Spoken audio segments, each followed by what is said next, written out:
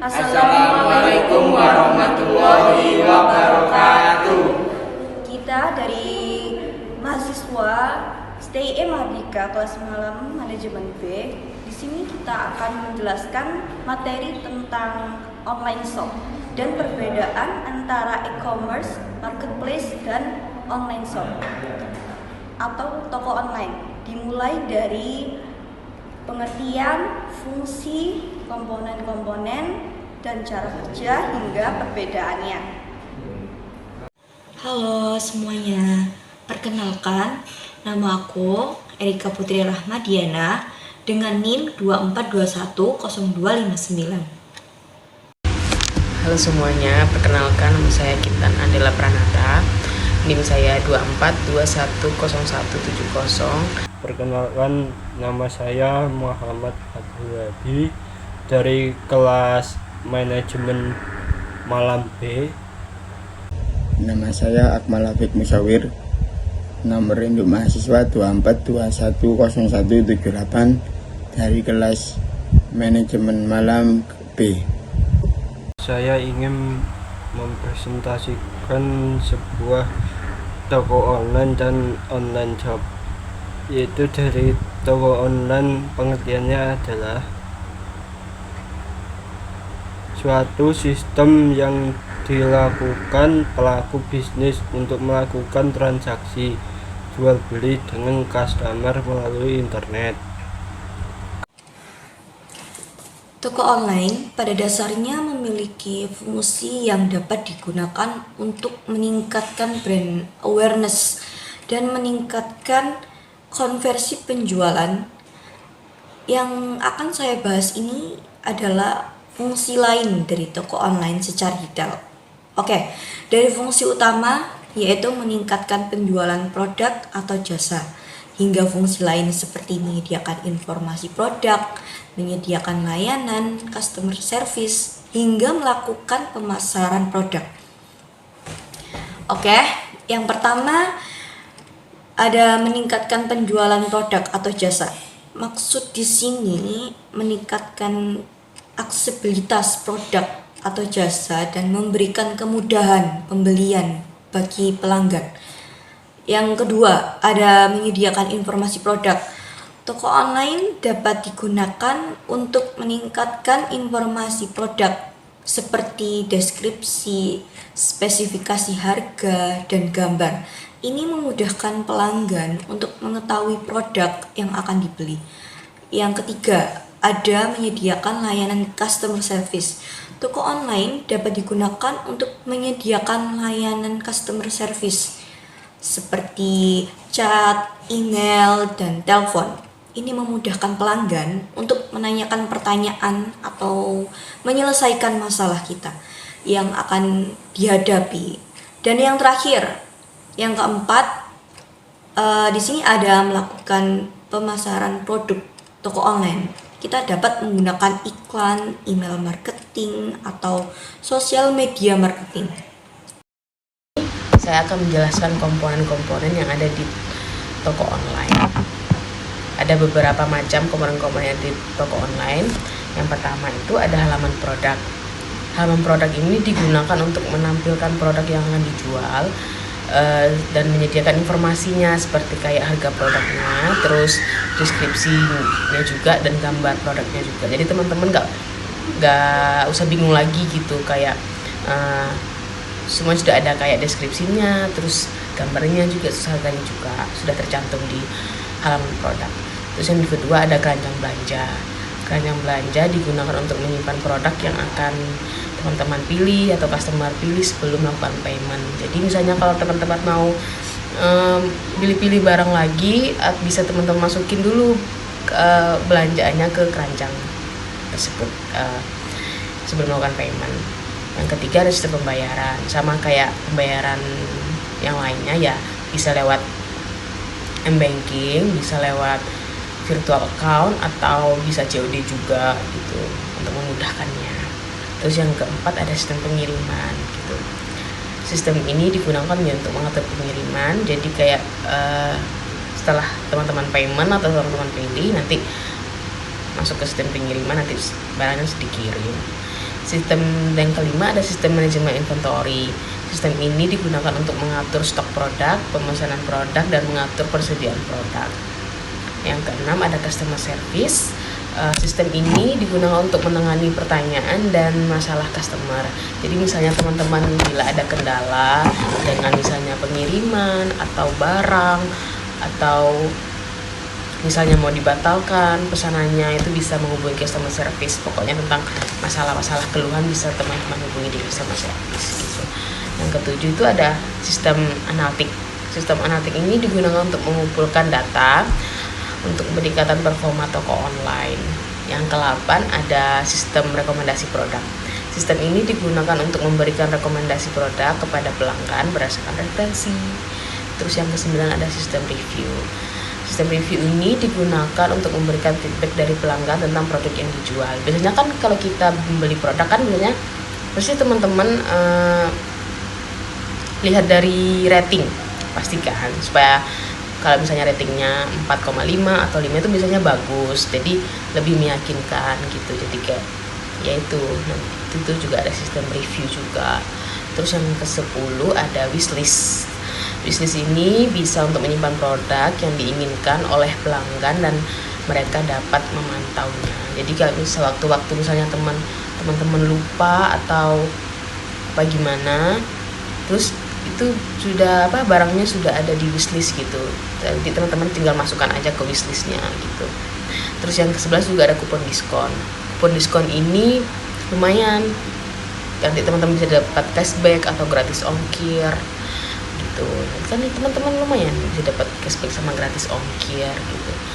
Nah, itu adalah 11 komponen yang ada di toko online gitu. Cara kerja toko online meliputi beberapa tahap, yaitu pembuatan toko online. Tahap pertama dalam cara kerja toko online adalah pembuatan toko online. Pembuatan toko online dapat dilakukan dengan menggunakan platform e-commerce seperti Shopee, WooCommerce, Magento, dan lain-lain. Penambahan produk setelah toko online dibuat, langkah selanjutnya adalah menambahkan produk yang akan dijual. Produk dapat ditambahkan dengan menambahkan informasi seperti nama produk, harga, deskripsi, dan gambar. Pembuatan halaman produk. Setelah produk ditambahkan, halaman produk harus dibuat. Halaman produk digunakan untuk menampilkan produk yang dijual dan menyediakan informasi produk. Sistem pembayaran. Setelah halaman produk dibuat, sistem pembayaran harus ditambahkan. Sistem pembayaran digunakan untuk melakukan transaksi pembayaran produk. Sistem pengiriman. Setelah sistem pembayaran ditambahkan, sistem pengiriman harus ditambahkan. Sistem pengiriman digunakan untuk mengatur pengiriman ke produk ke pelanggan.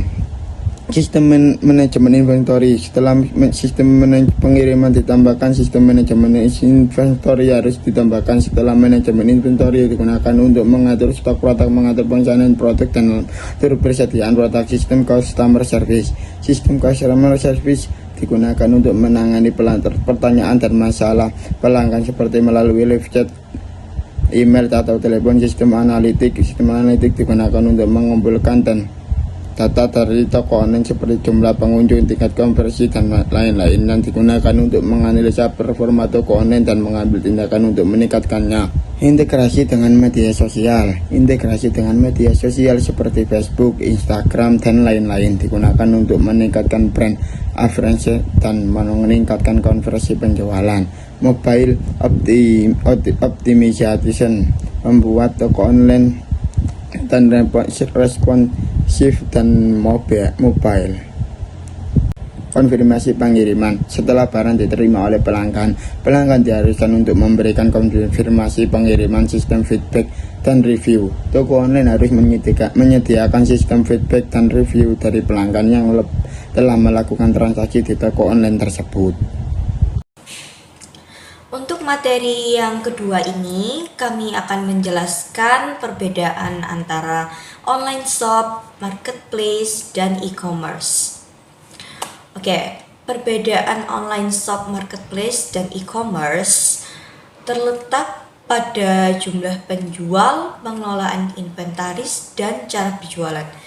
Sebelum masuk ke penjelasan perbedaannya, kami akan menjelaskan pengertiannya dari marketplace, e-commerce, dan online shop tersebut. Dimulai dari pengertian marketplace. Marketplace adalah tempat berkumpulnya calon pembeli dengan banyak penjual yang memasarkan berbagai produk pada website sebagai pihak ketiga. Maksud daripada pihak ketiga di sini adalah dia sebagai perantara antara penjual dengan pembeli yang akan melakukan prosesi jual beli.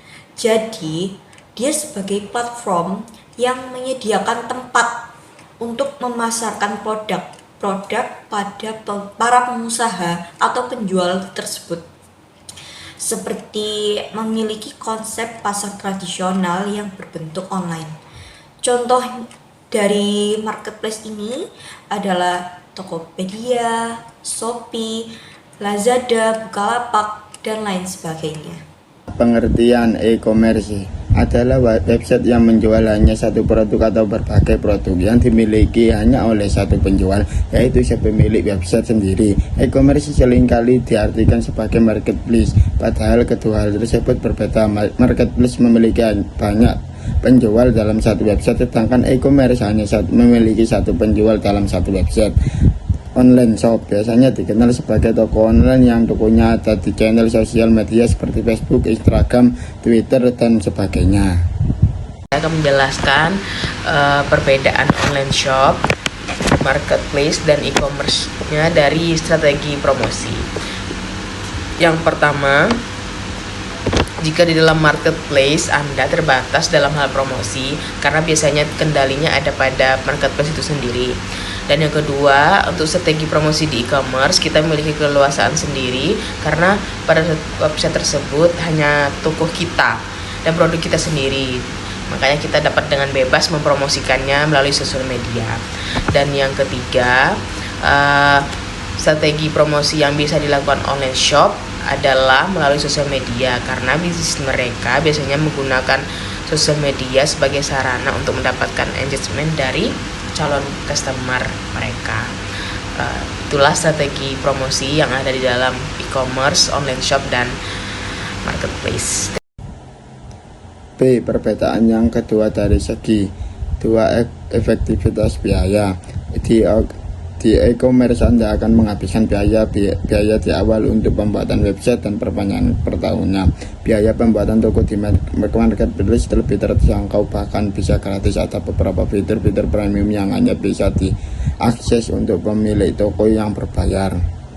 Hal lain juga dirasakan oleh bisnis online shop.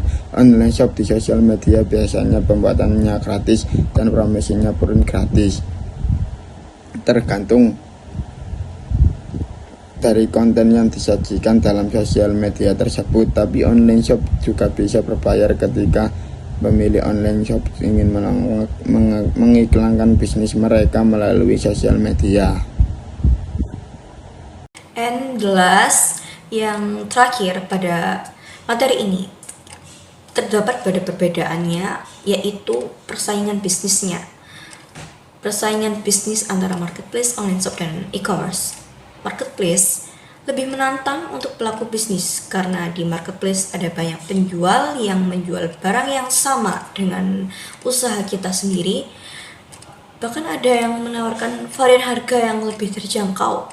Sedangkan untuk pelaku bisnis di e-commerce, persaingan bisnis lebih sempit karena di e-commerce hanya ada bisnis usaha kita dan produk kita sendiri yang bebas bisa dipromosikan dan diiklankan dimanapun.